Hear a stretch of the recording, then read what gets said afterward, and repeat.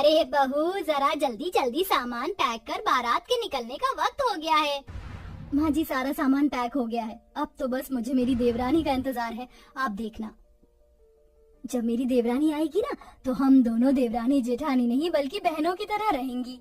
सभी लोग जल्दी जल्दी सारी तैयारियां खत्म करते हैं और बारात लेकर निकल जाते हैं। शादी होने के बाद सभी लोग घर की नई बहू अलका को लेकर घर आ जाते हैं, जहां ज्योति और लक्ष्मी बड़े प्यार से अलका का स्वागत करती हैं। ओह गॉड, इतनी ज्यादा गर्मी है यहाँ। मेरा तो दम घुट रहा है। मेरा रूम कहाँ है? मुझे चेंज करना है। आओ अलका, मैं तुम्हें तुम्हारे कमरे में ले चलती हूँ। अलका कमरे में जाते ही अपनी शादी का जोड़ा उतार कर अपने कंफर्ट के कपड़े पहनकर सीधा लेट जाती है, जिसे देख ज्योति को थोड़ा अजीब लगता है, लेकिन वो कुछ नहीं कहती।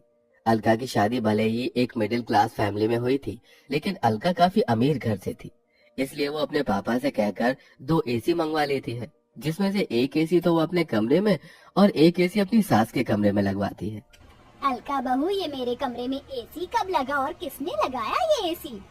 माँ जी, मैंने लगवाया है आपके कमरे में एसी। वो क्या है ना, गर्मी का मौसम शुरू हो चुका है और इतनी गर्मी में आपको बिना एसी के काफी प्रॉब्लम होती होगी ना। किसी की नजर ना लगे मेरी बहू को। आते ही मेरा कितना ख्याल रख रही है। मुझे परेशानी ना हो इसलिए मेरे कमरे में एसी भी लगवा दिया।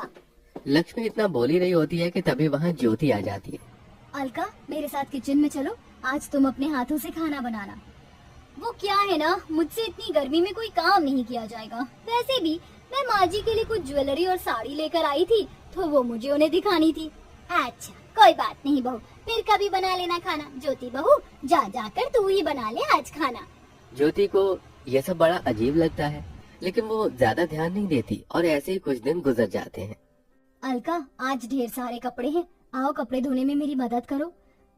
लेकिन मैं तो माँ जी के साथ बाहर पार्लर जा रही थी। तो बाद में चले जाना, घर का काम जरूरी है या पार्लर जाना? एक दिन अगर तू कपड़े धो लेगी तो क्या हो जाएगा? इतने सालों से तो तू ही धो रही है। अलका बहू, चल, हमें पार्लर के लिए लेट हो रहा है। अलका लक्ष्मी को अपने साथ पार्लर ले जाती है। ये सब देख ज्योति को गुस्सा तो बहुत आता है, लेकिन वो कुछ नहीं कहती। ज्योति हमेशा यही सोचती थी, जब उसकी देवरानी आएगी तो वो दोनों मिलकर जिम्मेदारी को संभालेंगे, घर के सारे काम करेंगे। लेकिन जब से अलका आई थी, तब से वो हमेशा अपने पैसों के बल पर अपने साथ साथ अपनी सास के भी शौक पूरे करती और घर के कामों से भी बच जाती। चाची चाची, मुझे बहुत गर्मी लग रही है, मेरे लिए मैंगो शेक बना दो ना। मिंकू ये कहते हुए अलका का हाथ हिलाने लगता है।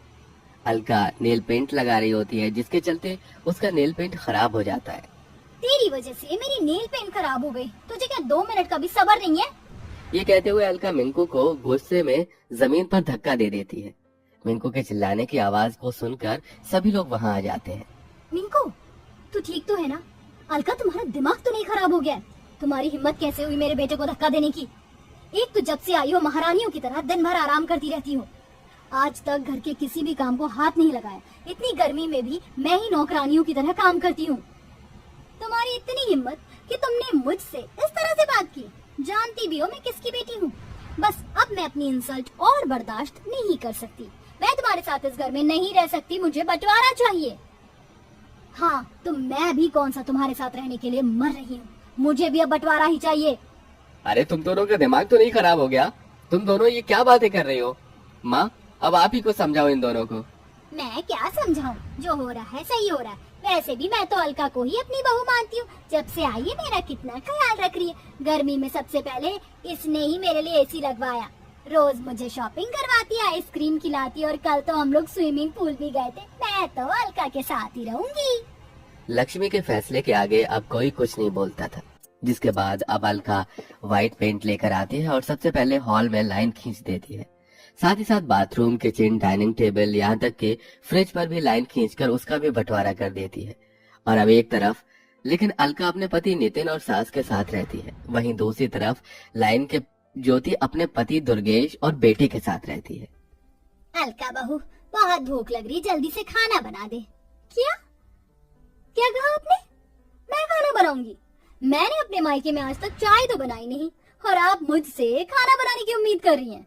ज्यादा भूख लग रही है तो खुद जाकर बना लीजिए। अपनी बहू की बात सुन बेचारी लक्ष्मी खुद गर्मी में आकर किचन में खाना बनाने लगती है। वहीं लाइन की दूसरी तरफ ज्योति भी खाना बना रही थी। कैसी निकम्मी बहू है मेरी, इसे दिखाई नहीं दे रहा है कि इसकी बूढ़ी सास इतनी गर्मी में भी खाना बना रही है। ये नहीं आकर कुछ मदद कर दे। लक्ष्मी मन ही मन ज्योति को कोसने लगती है और खाना बनाकर वहाँ से चली जाती है। और ऐसे ही कुछ दिन गुजर जाते हैं। लक्ष्मी देखती है कि ज्योति लाइन के उस तरफ अच्छे से झाड़ू पोछा करके साफ सफाई कर रही है। लाइन के इस तरफ वाला घर किसी हीरे की तरह चमक रहा है, वहीं उसके वाला घर किसी कूड़ेदान की तरह लग रहा था। अलका बहू उठ जा, पूरे घर की सफाई कर दे, पूरे घर में कचरा फैला हुआ है। तू बहू है इस घर की, ये सब तेरा काम है। माँ जी, तो आप भी इस घर की बहू ही हैं। उठिए और जाकर साफ सफाई करिए। इतनी गर्मी में मैं तो इस एसी के सामने से नहीं हिलने वाली। अलका के बात सुन बेचारी लक्ष्मी खुद ही उठकर घर की सफाई करने लगती है। मेरी कमर, इस कमर दर्द और गर्मी ने तो परेशान करके रख दिया। कहाँ फंस गई मैं। अलका खुद पूरा दिन गर्मी में एसी के सामने आराम करती रहती है, वहीं वो अपनी सास लक्ष्मी से नौकरानी की तरह घर के काम करवाती है। हमारे कमरे में कितनी ज्यादा गर्मी है ना, पता है चाचा चाची के कमरे में बड़ा वाला एसी लगा हुआ है, उसमें से बहुत ठंडी ठंडी हवा आती है। माँ, हम एसी कब लगाएंगे? हम तुम्हारे चाचा चाची की तरह अमीर नहीं है। तुम्हारे चाचा मल्टीनेशनल कंपनी में काम करते हैं और तुम्हारे पापा मामूली कूलर की दुकान में, समझे? अपनी माँ को इतने गुस्से में देख मिंकू बाहर आ जाता है और देखता है कि लाइन के दूसरी तरफ से बहुत ठंडी ठंडी हवा आ रही है। मिंकू गर्मी को बर्दाश्त नहीं कर पाता और सीधा बंटवारे की लाइन को पार करके अलका के कमरे में पहुंच जाता है। तभी अलका मिंकू को देख लेती है। तेरी हिम्मत कैसे हुई मेरे कमरे में आने की? लास्ट टाइम की मार भूल गया है क्या? भाग यहाँ से। अलका की डांट सुन मिंकू भागते हुए अपने कमरे में आ जाता है। वहीं अब बूढ़ी उम्र में इतनी मेहनत करते करते लक्ष्मी की तबीयत काफी खराब हो गई थी। कोई मेरी मदद करो, हाय मेरी कमर। माँ जी, नहीं, मैं बंटवारे की उस लाइन की तरफ नहीं जा सकती। माँ जी, मुझे माफ कर दीजिएगा, मैं मजबूर हूँ। ज्योति चाहते हुए भी लक्ष्मी की मदद नहीं कर पा रही थी। वहीं थोड़ी देर में नितिन आ जाता है और अपनी माँ को जमीन पर गिरा देख उसे जल्दी से कमरे में ले जाता है। जिसके बाद वो अलका के कमरे में जाता है और देखता है कि अलका एसी की ठंडी हवा में फोन चला रही है। ये सब देख नितिन को बहुत गुस्सा आता है और वो ज्योति से फोन छीनकर उसे जमीन पर फेंक देता है। मेरी माँ दर्द से तड़प रही है और तुम हो कि यहाँ फोन चला रही हो। अगर अब से तुमने घर के काम नहीं किए तो जिस तरह से तुम्हारा आज फोन तोड़ा है, अगली बार तुम्हारा मुंह तोड़ दूंगा, समझी? नितिन को इतने गुस्से में देख अलका काफी डर जाती है और अब अलका घर के काम में लग जाती है। ये रोटी है या इंडोनेशिया का मैप? गोल बिल ही नहीं रही है। लगता है मैंने गलती से डिटर्जेंट पाउडर की जगह ब्लीच पाउडर डाल दिया। ये सारे कलरफुल कपड़े तो विधवा हो गए। मेरी कमर, लगता है इस गर्मी में घर का बंटवारा करके मैंने अपनी जिंदगी की सबसे बड़ी गलती की है। बंटवारे की वजह से अब घर की सारी जिम्मेदारी मुझ पर आ गई है। ऊपर से इस गर्मी ने भी बुरा हाल करके रख दिया। अब मैं क्या करूं? ये कहते हुए अलका जोर जोर से रोने लगती है और अब वो माफी मांगने के लिए अपने खुद की खींची हुई बंटवारे की लाइन को पार करके सीधा अपनी जेठानी ज्योति के कमरे में जाती है, जहाँ वो देखती है कि उसकी सास पहले से ही वहाँ मौजूद है। माँ जी, आप? और नहीं तो क्या करती मैं। घर की बड़ी होने के नाते मुझे इस बंटवारे को रोकना चाहिए था, लेकिन तेरी अमीरी की चकाचौंध ने तो मुझे अंधा करके रख दिया था। मैं यहाँ ज्योति बहू से माफी मांगने आई हूँ। जेठानी जी, मुझे भी माफ कर दीजिए, मुझसे बहुत बड़ी गलती हो गई। देवरानी जेठानी में घर का बंटवारा करके मैंने बहुत बड़ा पाप किया है, लेकिन अब मुझे मेरी गलती का एहसास हो गया है।